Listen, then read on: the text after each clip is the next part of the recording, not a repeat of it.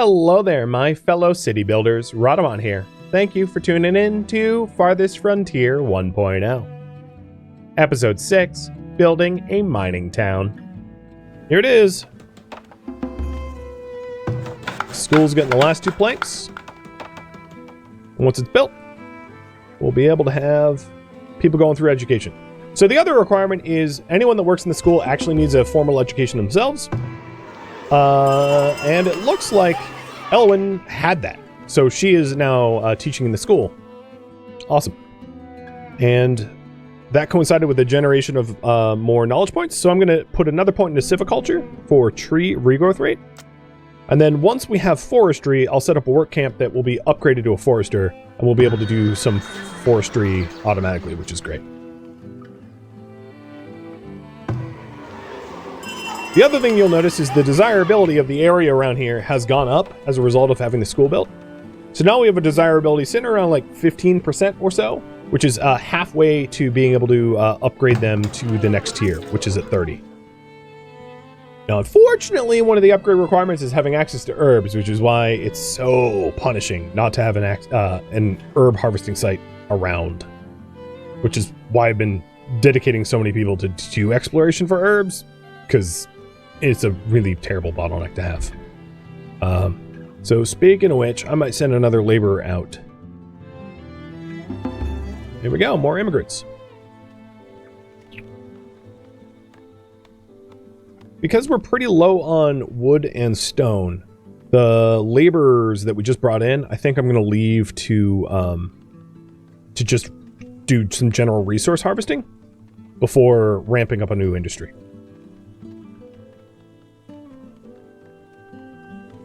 Here's another. Whoa, that's a lot of salvaged wood planks. Holy hell. And a lot of weapons. Where was this? Up here? Oh my goodness. So we have one more salvage site that we know of. And all of these, all the new laborers that we brought in can also be hired to haul that stuff. So here we go. We get forestry. And with the forestry, we want to set up a work camp. And this work camp is going to be the zone where we grow trees. Fertility is not a big deal, but let's go ahead and put them down here. One of the advantages of putting it down here is it will regrow tree cover around this area to allow for the deer to have somewhere to be. So it kind of serves a dual purpose.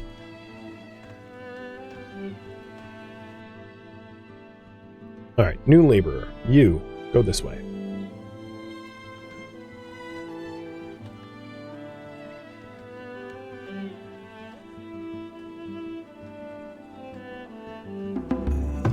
So now that the school's done, I'm going to turn on the arborist building. We have almost all the clay needed for the arborist build site. And we need about 70 planks for the arborist plus the sand pit. Another research point.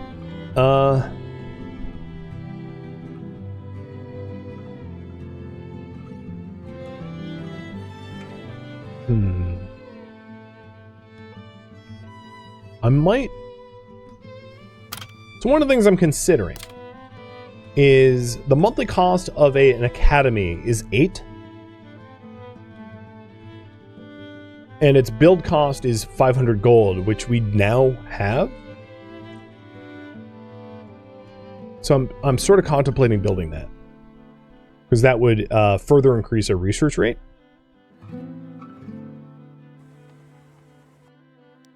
Which means investing in scientific method. So I'm going to start putting points in at scientific method, knowing that an academy is on the near horizon.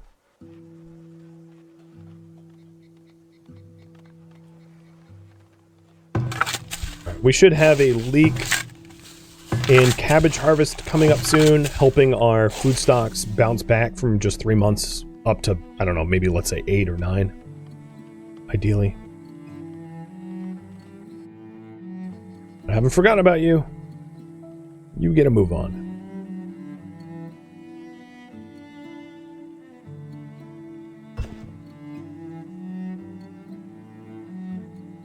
This is a pretty big lake as far as map gen goes.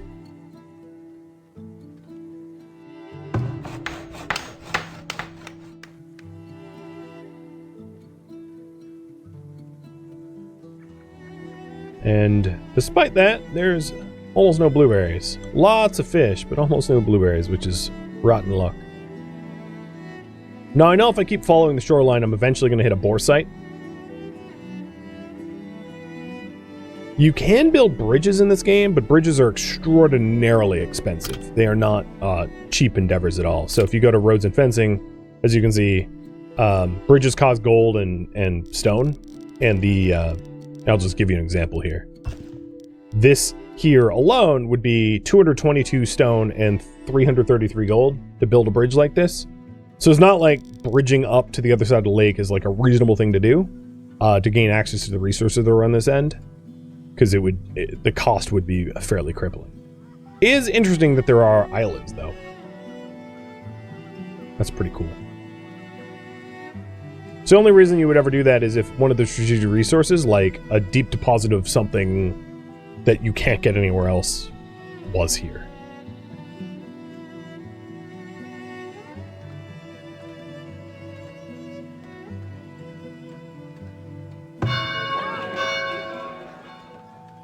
I think just the limited supply of food is mostly the happiness factor going on right now, but that'll get fixed in due time.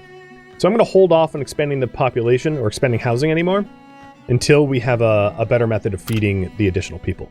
So one of the things that we could do here is to build the grain farms.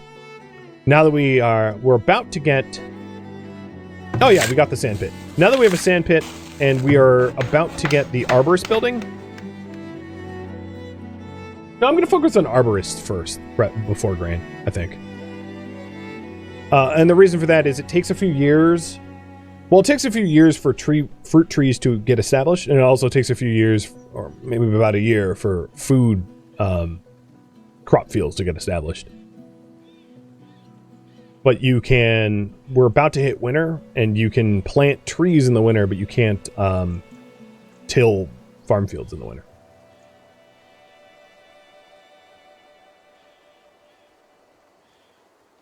My lord, is there just no herbs anywhere? There must not be. I just hit the absolute opposite of a jackpot. There's raiders. And this is, because of all the raider camps that are out in the wilderness, this is exactly why I don't do blind exploration. Because it inevitably will cause your villagers to die. Because there's raid camps and wolves and boar everywhere out here. You have to navigate around them. There we go. Okay. So it's going to be winter pretty soon.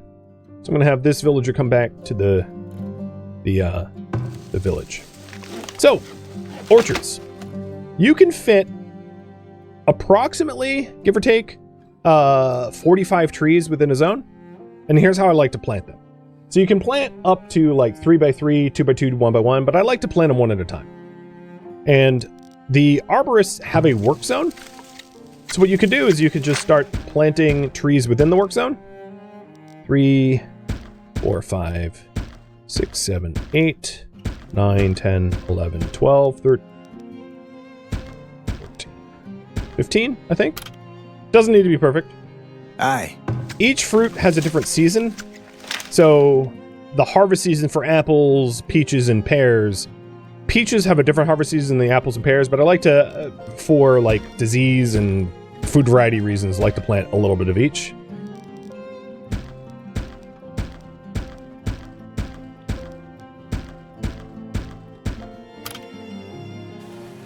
And once they are established, it's really, they will serve to supply the fruit needs for your villagers. So if you have more than any one specific tree, I would say more peaches than anything else, that you have more summer fruit than fall fruit. And I think what I'm going to do is not stop at one. I'm going to get a second arborist. So the reason why I offset this one over here is the second arborist will use this zone. And then eventually fill even more arborists up. There we go. There's the start of our fruit. Don't forget a beehive in the middle. You could. the thing is, the beehives are they're run by your farmers. So if you do a beehive, it should well, I did put my farms and my fruit trees together, but if you don't, you know, it's important to consider proximity to your farm. So I'll put like a apiary there, and probably another apiary here once the second fruit farm is established. So we're going to need 50 planks and 50 clay for the next one, but I think that's probably wise. And the purpose of this is to fulfill up fruit types or food types. We're going to want vegetables, we're going to want grain, we're going to fruit. Those are the and protein. Those are the 4 easy ones to fulfill. Dairy's a little bit trickier because you need to buy cows and goats, and they're really expensive, and they don't. It takes a while for them to breed.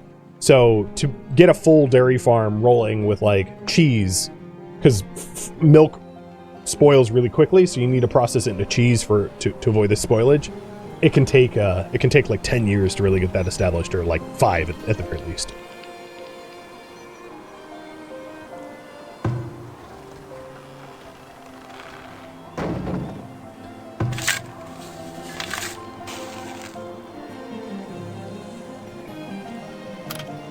All right, another thing is these guys up here don't really have a source of water, so I'll just put a well right in the middle.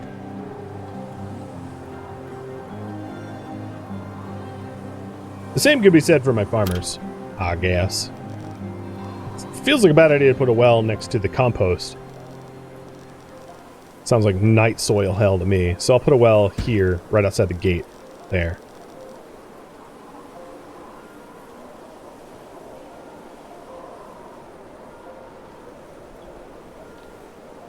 Let's check. So here is a good example. The leek disease that was here is gone. And it didn't spread to any adjacent crops because there was an overlap of growing seasons. Because it would require that sort of overlap of growing seasons for the diseases to hop from one field to the next. So as long as they're not overlapping, and I designed them in such a way that they wouldn't, right? There's no time that any 2 of the same crop are growing at the same time. Because we have a 3-year, 3-crop rotation, diseases aren't easily spread between them. Alright, food stores look decent. I mean, we're going to have a lot of spoilage, but we're almost a full year of supplied food. And it's about at this point in the game where you need to start thinking about if we take a look at our resource stockpiles and our spoilage rates, as we ramp up farming, the food loss to spoiling will go up a lot more. And investing technology into keeping your food from spoiling becomes like a big driver, or at least in my opinion. Meaning working towards cooperage, working towards food preservation, working towards grain that can be stored in a granary that doesn't spoil. And then fruit trees, just because you end up, if you grow roughly the same amount of fruit that you consume a year, you don't end up with a lot of spoilage. And fruit trees are really high labor to yield cost, much better than a forager. So my foraging shacks, once we have fruit trees established, are going to get destroyed unless they're collecting something that can't be grown, like willow bushes.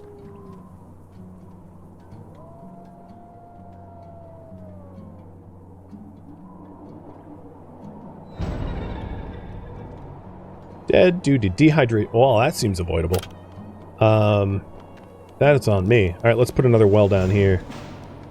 Keep you from dehydrating to death. The dude forgot to drink. So the other thing I wanted to do, besides establishing fruit trees, which is to then start exploiting iron and coal so we can make our own tools. That was the whole purpose of this, like, road industry stuff. So that's what's coming next. I just wanted to make sure that, you know, you can survive without tools. You can't really survive without food. And colony collapses happen fast when you have no food.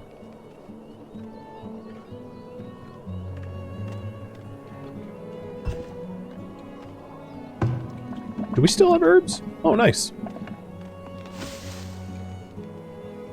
So they're still making soap, which is great. We actually have a nice supply of soap. You need anything? Oh, yep, the other hunter stricken with dehydration. All right, high priority, make that well. And then this work camp here, I'm actually going to turn off. I don't have the clay bricks to turn it into a forester yet, so I don't even want the work camp workers working here, because this is not anywhere close to where my stockpiles are.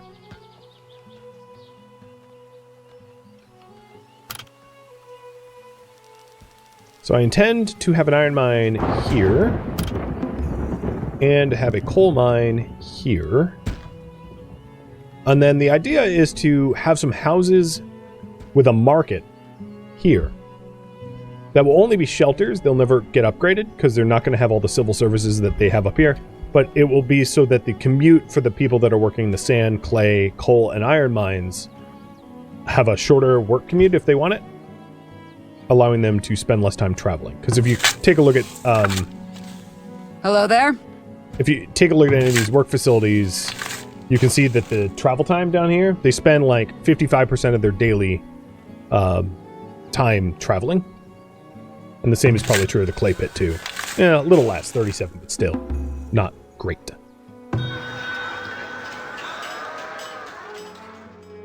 All right. What to sell to this guy? I could part with some of my hide coats. Are you selling... Yeah, he's selling horses. He is not selling herbs, so I don't really care too much.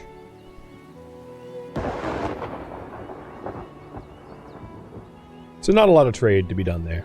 Oh, big deal. My root cellar's full. So I'm going to get a second root cellar, make it a high priority, because we maxed out the amount of food that could be stored in one. It's really important to have another pronto. So much so that I'll park my wagon that has wood and stone next to it so that we can deliver the materials much more quickly.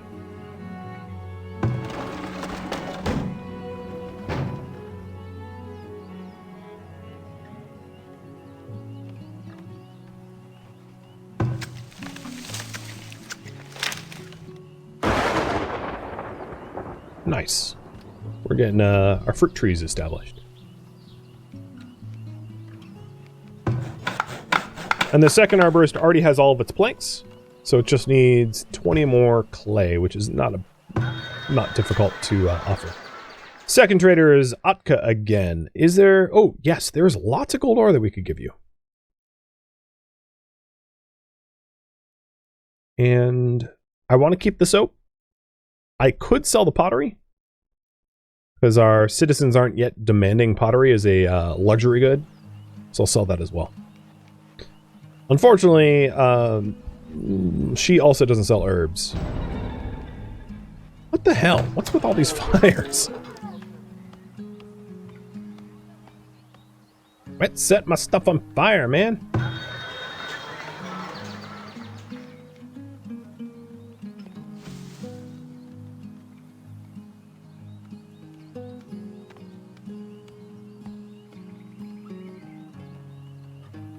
Is there any way to prevent crop disease by spacing or fences? So it does spread to adjacent fields within 100 meters, so you could spread your fields out 100 meters apart. I wouldn't advise it, because that's kind of ridiculous. And then there are research options that you can take here to give them disease resistance, which I already have. Diseases aren't really a big deal if you do crop rotation like I do. It's definitely becomes a non-issue. All right, I'm not going to stock the rest of the coats here because we kind of ran out. I guess there was a run on coats and everyone started wearing them.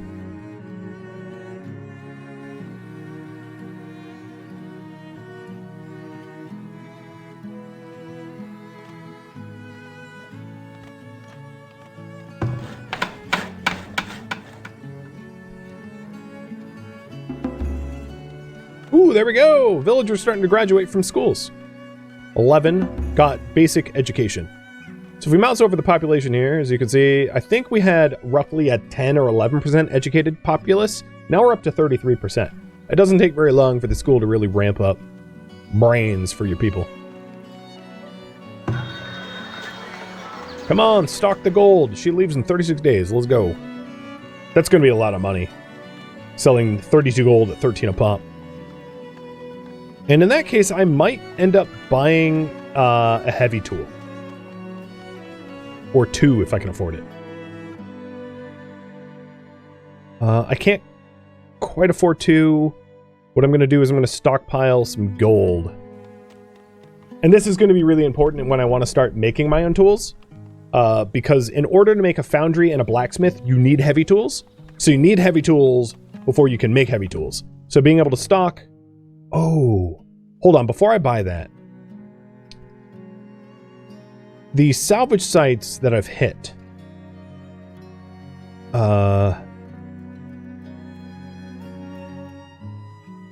If the salvage sites I've hit have heavy tools, I don't want to buy them. Because that just means I have heavy tools, I just haven't hauled them yet. So I'm trying to remember where the salvage has been. I think if I don't think I have heavy tools. I mean, I know I have none here. There's a possibility I could get heavy tools off of this salvage site, but I believe all the other salvage sites have been picked clean, meaning I need to buy them. So let's go ahead and buy them. So buy 2 and transfer. And 2 was important because in order to make a blacksmith forge, it costs 1 heavy tool. And in order to make a foundry, it costs 1 heavy tool. So if we want to start making tools and heavy tools, we need at least 2 first. And the same is true of like a windmill. If we want to mill our grain into flour to bake it, we need heavy tools for that. All of the bigger industry stuff needs heavy tools. So for instance, armories, no, that's not true. What else requires heavy tools? Furniture workshop requires heavy tools. Glassmaker requires heavy tools. Quarry requires heavy tools. All the deep mines require heavy tools. So heavy tools is like a bottleneck requirement. And if the industries that require heavy tools will eventually wear out that heavy tool. You can think of heavy tools as like a massive gear or a massive saw blade or a massive any one forged piece. And those work sites, when they run out of that heavy tool, like have a severe work slowdown as soon as they lack that thing.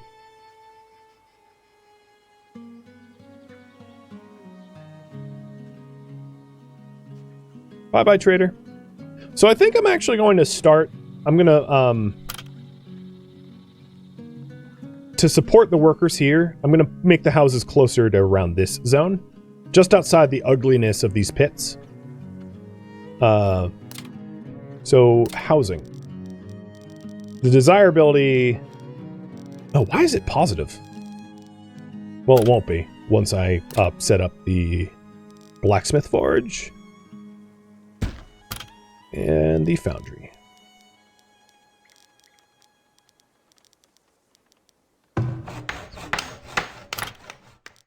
Do a foundry like this, and a forge like this. So that's going to cost me more gold than I have. So I'm going to hold off on the forge so I don't bankrupt myself. 300 gold goes to the foundry so we can start making ingots. And then, how is it? Well, once it's built, it won't have positive desirability. Then I'm going to start placing houses here. Oh, yeah, there you go. Now you can see it's like -11. Place houses here for the foundry workers to live with a well for water. And then a market so they don't have to travel so far for food for their houses. So the current priority is build smithing village. I guess technically that's what I would call this.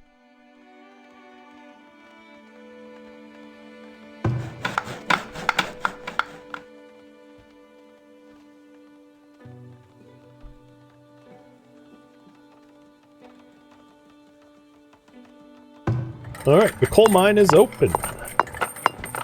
We'll reduce the people working on the coal mine down to 1. I'm going to reduce the sand pit miners to 1. And I'm going to reduce the clay pit miners to 2. So we have a lot more laborers available to harvest resources and make the mining village ready. Alright, second arborist is good to go.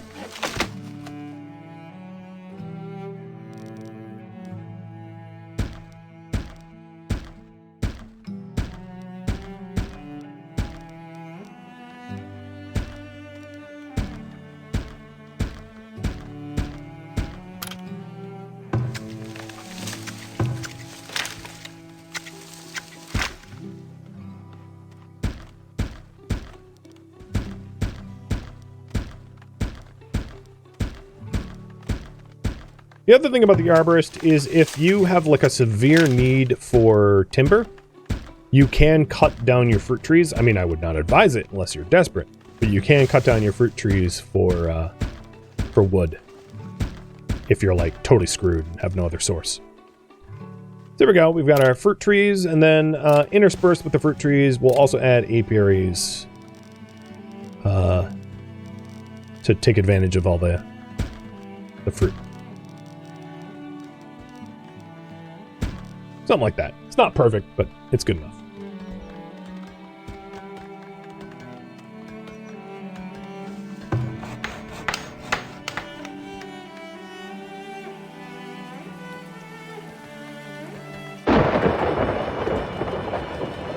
Something else. So, if we do have like a little worker village here, one thing that I would like to invest in at some point is a watchtower to protect it. Because likely, if we have a foundry site and a blacksmith forge, we'll probably want to store our tools and our iron ingots around here, but we don't want them to be stolen by raiders, which means creating some sort of defenses around here to protect it would be wise. So there we go. We've got 16 apple trees, 17 peach, and 15 pear within this region. I don't know if I can't... Some of these zones here might be outside of the sphere of influence, but I'll try to add 3 more peaches. See if we can't game the system a little bit more, but probably that's more or less at max. Good. The other root cellar's all set.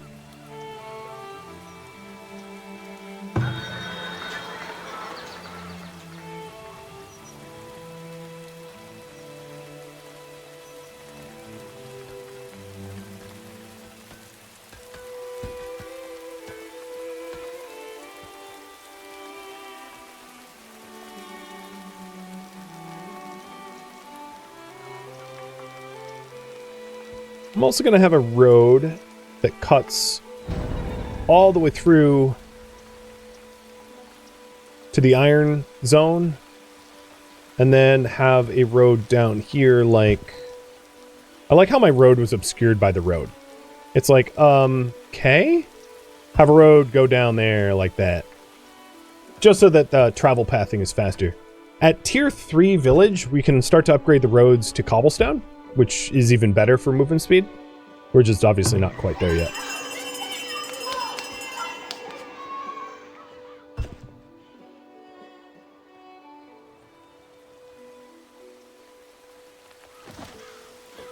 But looking good. Oh, the Iron Man is up. I'm going to reduce the workforce to 1 because I'm not yet processing iron and coal, so I might as well have the laborers collecting the materials needed to build the foundry. We're pretty close to having all the requisite industries for tool making and heavy tool making, which is a really good thing to export as well because they're, you know, expensive as hell. And despite the fact that we've been ramping up our population considerably, we do have a year of food, which is pretty good. Unfortunately, most of that food is in greens, and greens spoil pretty quick, but still, it's nice to have. And then soon we'll start to see fruit coming off these fruit trees as they mature. I mean, it takes a while for the fruit trees to actually yield. As you can see, tree maturity 6%, production capacity 6%. But once they start yielding, they last for years and years and years and years until they have to be replanted. So it's an investment in the future, if you will.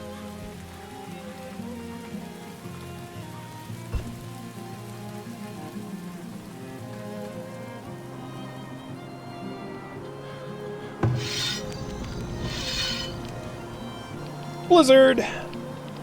So Blizzard's a bit of a rough event to have happen. People are going to seek shelter, and their work to be done. Their warmth meters drop fast, so if they can't get to shelter, they kind of die. So as you can see, like, everybody in these work camps are leaving to go somewhere warmer. We do have some people living up here, which is rough.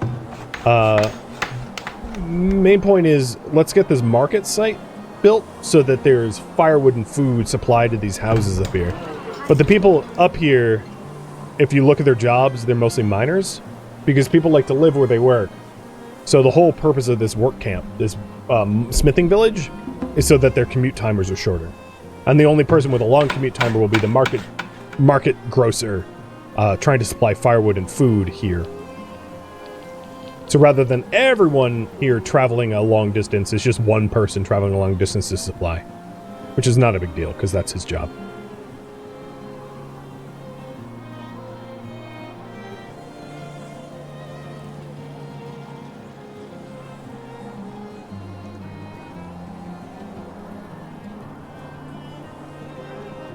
So food and shoes are a little on the low side, but apart from that, it's not that bad. They still have a need for spirituality, but again, I don't have a huge monthly income. So building a shrine, until I'm ready for these houses to become tier 2, where the desirability is needed to be raised to about 30%, I'm not too worried about that. And I don't have a reliable 2 food sources for most of these houses to be able to draw from.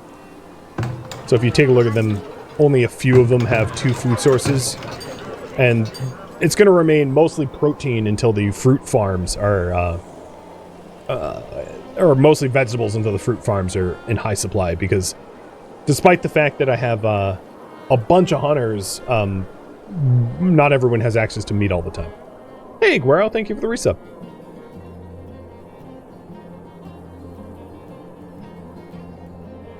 But we're almost into year 10. I think... No, maybe not. I thought there was maybe a one of the in-game achievements to live to year 10, but I guess not.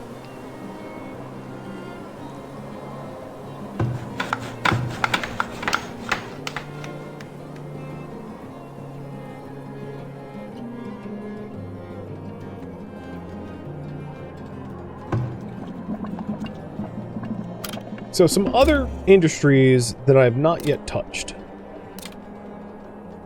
A vault, which is a secure repository for town's gold. I don't usually find the need for a vault. A vault's harder for raiders to break into, but as long as you're protecting your storehouse that has gold, it's like redundant a bit. We don't have a granary yet, but I'm not growing grain, so that's not a big deal. I don't have a bakery or windmill, but again, no grains. There's a bunch of resources that I've yet to do. A lot of these are luxury goods, so candles or pottery or glassware is lux goods, and then paper would be for research. So those aren't really things that I need to worry about right now. We're still definitely in the basic necessities phase of supply. I did just get another research point, so with this point,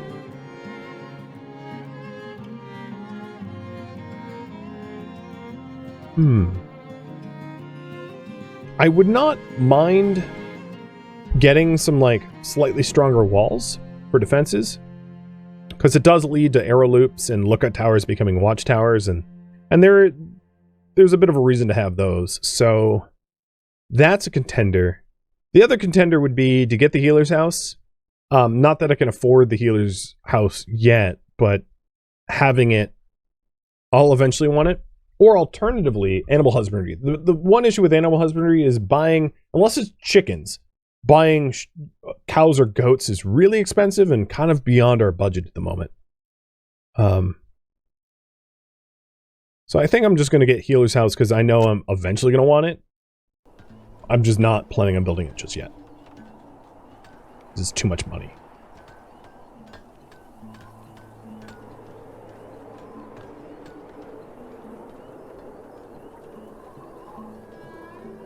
Shoot, build the well. This house is having water supply issues because we have no well nearby. Actually, this well is not that far away. They're just lazy and won't haul it. Losers.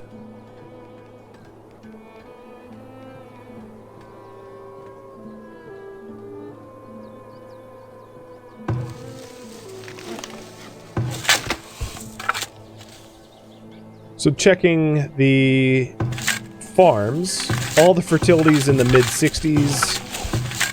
The yields are good, the weeds and rockiness are very low because they're well-maintained fields. So that cycle's working out quite nicely. The other benefit is the compost yard. So the way these work is they collect waste until it hits a maximum. Then it works down to decompose. And then you can compost. Basically, you take the compost that it generates to compost in this case, the lowest fertility fields. So even if all of my fields have net, over the course of 3 years, a net positive fertility, but it is nice to get the fertility higher, so the compost fields will help to boost whatever is the lowest, so that we reach maximum yields faster.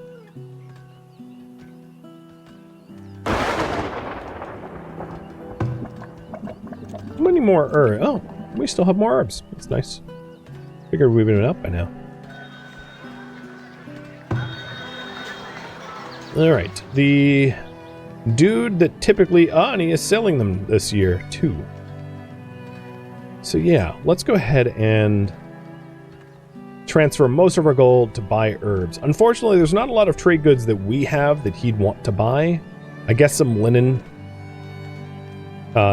clothes? And that's all I'm really willing to part with. But he is selling cows, and as you can see, it's about 673 gold per cow. It's not like this is something that we can buy enough to start breeding or whatever. So that's why I didn't bother with that.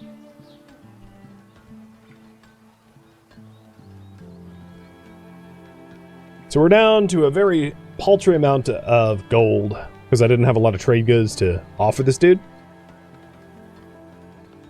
That's fine.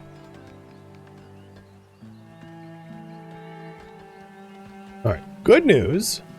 Seems like almost all of our tree farms are sown.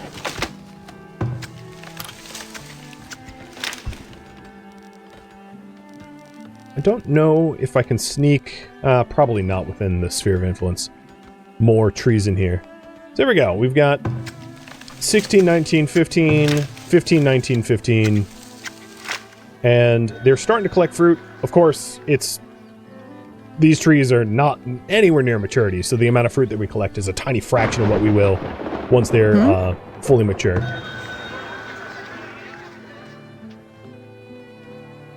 You know what? I could sell some shoes. Yeah. Also, well, actually, you know what? Forget that. Forget that.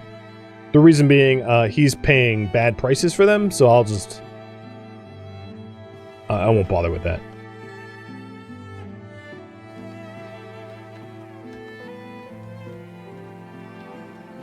So I know I'm just about out of time for the stream, or really overtime.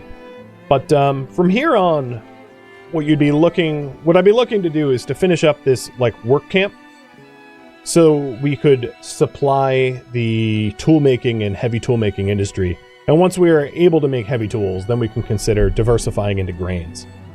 But for now, I think this is where I'm going to have to leave off, at least for today. Thank you for tuning in to Farthest Frontier 1.0, which originally streamed live on Twitch. If you have any feedback or questions for me, let me know in the comments below. If you'd like to catch a live stream of mine, Rhadamant.com has my stream schedule and countdown timers to upcoming streams. If you'd like to join my online gaming community on Discord, Rhadamant.com has a link to it, as does the description of this video. Thank you so very much for watching. Special thank you to my Twitch subscribers, Patreon patrons, and viewers like you that support the channel and made it all the way to the credits. Thank you so very much. I hope to catch you next episode or an upcoming stream. Farewell, fellow frontiersmen.